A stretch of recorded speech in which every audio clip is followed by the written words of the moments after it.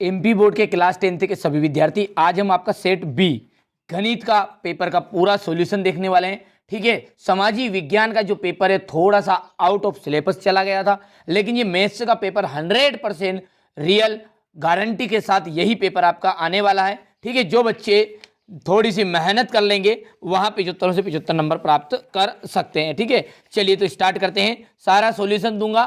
ठीक है, उस जो सामाजिक विज्ञान में थोड़ी सी कमी रह गई उस कमी को भी इस पेपर में हम पूरा कर लेंगे। ठीक है, किसी पूर्णांक q के लिए प्रत्येक विषम पूर्णांक का रूप होगा तो वो होगा 2q + 1।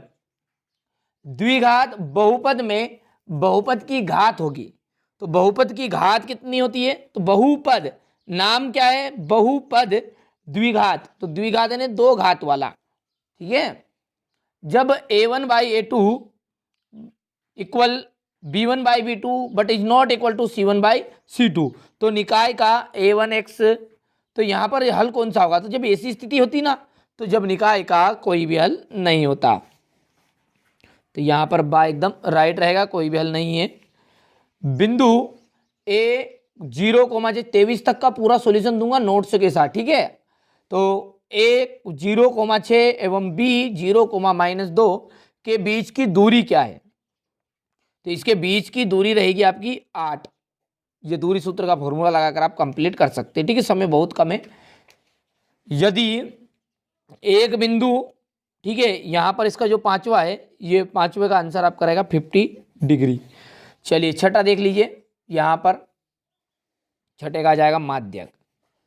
चलिए इसके बाद में यहां से देखते हैं, तो ये पहला जो था हमारा 2q + 1 है। दूसरे की यदि बात करें तो यहां पर इसका 2 आंसर था। ठीक है, इसके बाद में यहां पर तीसरे में आपका बी ऑप्शन, चौथे का जो रहेगा वो 8 रहेगा, पांचवे का जो रहेगा वो 50 डिग्री, और छठे का जो आपका बी नंबर का रहेगा। ठीक है, चलिए अब रिक्त स्थान को देखते हैं। यदि px एक द्विघात बहुपद है तो px = 0, 0 का को क्या कहते हैं? वर्ग समीकरण कहते हैं। क्या कहते हैं? वर्ग समीकरण। ठीक है, अच्छे से मेहनत करिएगा, इस पेपर में हम थोड़ा सा अच्छे से ज़्यादा मेहनत करेंगे और अच्छे नंबर लेकर आएंगे। ठीक है, जब किसी अनुक्रम में के पदों को किसी नियम के द्वारा लिखा जाता है तो इसे क्या कहते हैं? इसे ही क्या कहते हैं? श्रेणी कहते हैं, या एपी कहते हैं। सभी वृत्त जो होते हैं वो समरूप होते हैं। नीचे खड़े रहकर ऊपर की ओर देखने के लिए दृष्टि रेखा को क्षैतिज से जितना ऊपर घुमाना पड़ता है, ठीक है, वहां कोण यदि ऊपर की ओर देखना पड़े तो वहां कहलाएगा उन्नयन कोण। वृत्त के अनुदिश चलने पर तय की गई दूरी, तो देखिए कोई वृत्त है ये, और ये जो पेन से मैंने गोल घेरा बनाया ना, इस पेन का इस कलर के ऊपर ऊपर चलना, तो इसको कहते हैं वृत्त की परिधि। क्या कहते हैं? वृत्त की परिधि। ठीक है, चलिए बेलन का जो आयतन का फॉर्मूला है वो है आपका πr²h। चलिए तो आगे बढ़ते हैं। चलिए इसके बाद में हमारे इंग्लिश मीडियम वाले बच्चों के रहेंगे। चलिए यहाँ से इंग्लिश मीडियम वाले बच्चे बढ़िया से स्क्रीनशॉट ले लीजिएगा। ठीक है, यहाँ से मैंने भर दिए हैं। चलिए अब ठीक है, इसके बाद में यहाँ पर है सही जोड़ी। विविक्त कर जो है वो शून्य है। ठीक है, कब रहता है शून्य? जब मूल समान होते हैं और वास्तविक होते हैं। AC² = AB² + BC² + 2BC × BD। ठीक है, ये जो सूत्र है, ये फॉर्मूला आपका न्यून कोण प्रमेय का है। किसका है ये? न्यून कोण प्रमेय का। तो यहाँ पर ये दूसरा लगा दीजिएगा इससे मिलान। x, 0 में बिंदु में भुज का मतलब होता है आगे वाला, तो शुरुआत का यहाँ पर x है, तो ये तीसरा हो गया है। sin 30 जो होता है cos 60 के बराबर होता है। sec थीटा का जो मान होता है 1/cos θ, तो यहाँ पर ये आपका हो जाएगा पांचवा, और cos 90 - θ का हो जाएगा sin θ। ठीक है, यहाँ से बढ़िया से स्क्रीनशॉट ले लीजिएगा इसका आप। ठीक है, चलिए यही प्रश्न आने वाले हैं। ठीक है, मेहनत करना पड़ेगा पर थोड़ी सी। चलिए यहाँ से ये पहला जो इंग्लिश मीडियम वाले बच्चे हैं उनका मैं पहले भर देता हूँ।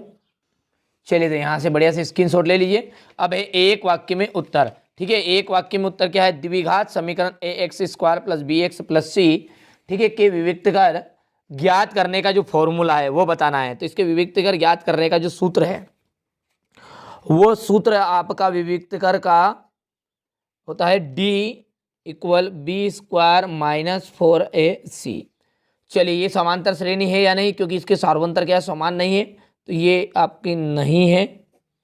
वह रेखा क्या कहलाती, जो हमारी आंख से सीधे भूमि के समांतर जाती है, ठीक है। जो हमारी आंख से सीधे भूमि के समांतर जाती है उसे कहते हैं क्षैतिज रेखा।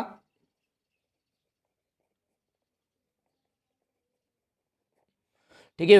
एक वृत्त की कितनी समांतर स्पर्श रेखाएं हो सकती है, तो एक वृत्त की 2 स्पर्श रेखाएं हो सकती है। घन के पृष्ठीय क्षेत्रफल का फॉर्मूला, जो घन है उसके पृष्ठीय क्षेत्रफल का जो फॉर्मूला होता है वो होता है 6a²।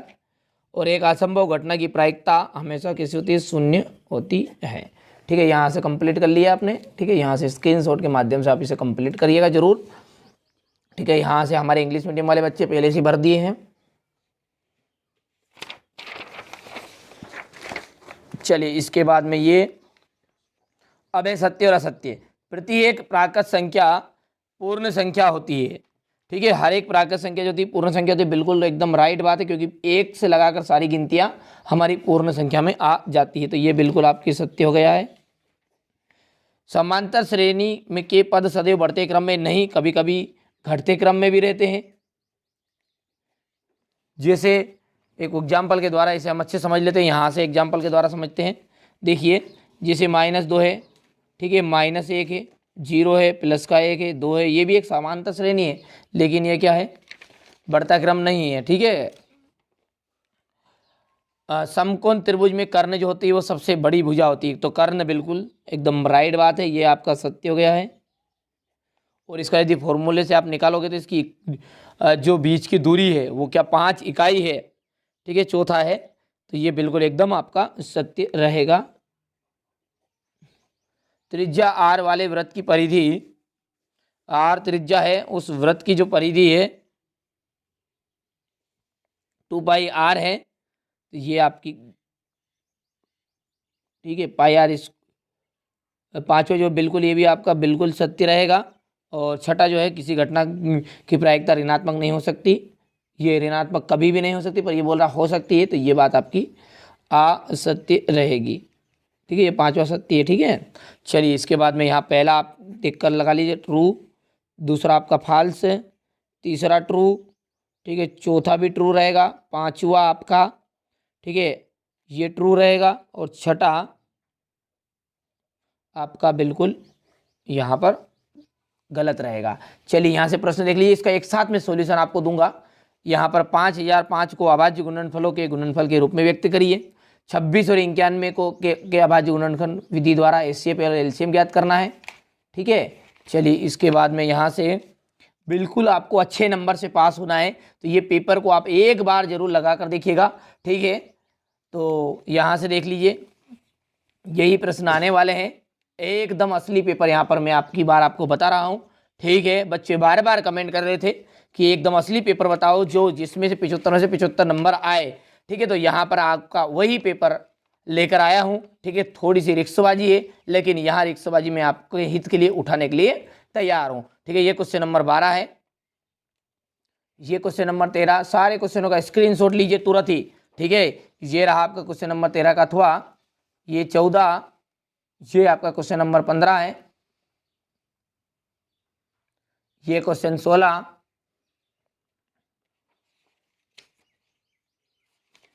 ठीक है, यहां से देखिए क्वेश्चन नंबर 17, 18, ये 18 का अथवा है। ठीक है, इसके बाद में क्वेश्चन नंबर 19, ये आपका क्वेश्चन नंबर 20। ठीक है भैया, यहाँ से बढ़िया से कंप्लीट कर लीजिएगा, कंप्लीट पूरा। ठीक है, पूरे के पूरा जो आपका सॉल्यूशन है एक साथ ही दे रहा हूँ आपको। ये क्वेश्चन नंबर 21 है, ये क्वेश्चन नंबर रहा आपका 22, और ये आपका देखिए 22 का अथवा वाला प्रश्न है। ये आपका क्वेश्चन नंबर 23 है, अंतिम। ठीक है, चलिए ये 23 का अथवा।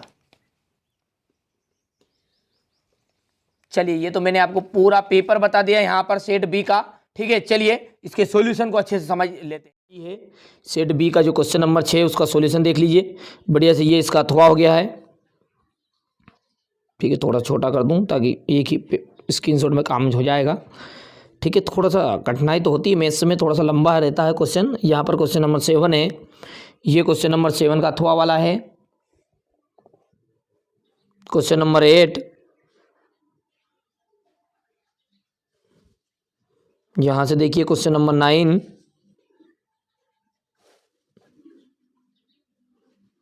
क्वेश्चन नंबर 10,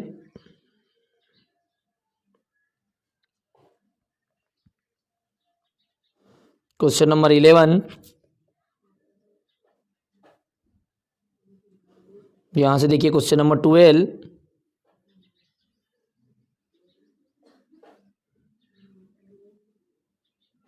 फिर यहाँ से देखिए यहाँ से क्वेश्चन नंबर 15,